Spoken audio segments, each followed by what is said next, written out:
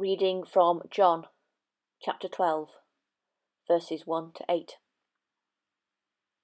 6 days before the Passover, Jesus arrived at Bethany, where Lazarus lived, whom Jesus had raised from the dead.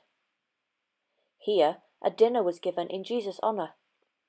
Martha served, while Lazarus was among those reclining at the table with him. Then Mary took about a pint of pure nard, an expensive perfume, and she poured it on Jesus' feet and wiped his feet with her hair. And the house was filled with the fragrance of the perfume. But one of his disciples, Judas Iscariot, who was later to betray him, objected. Why wasn't this perfume sold and the money given to the poor? It was worth a year's wages. He did not say this because he cared about the poor, but because he was a thief.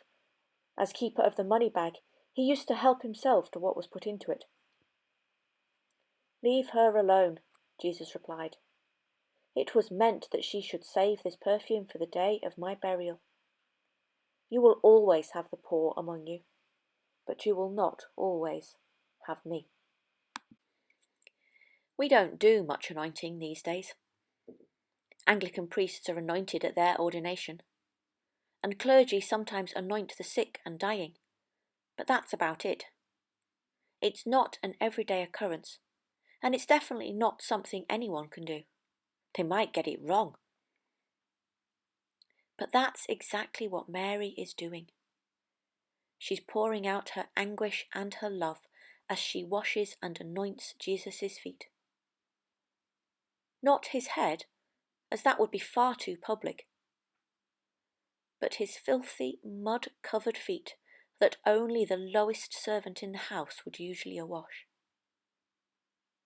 A job Simon omitted to offer, which in itself was the height of bad manners.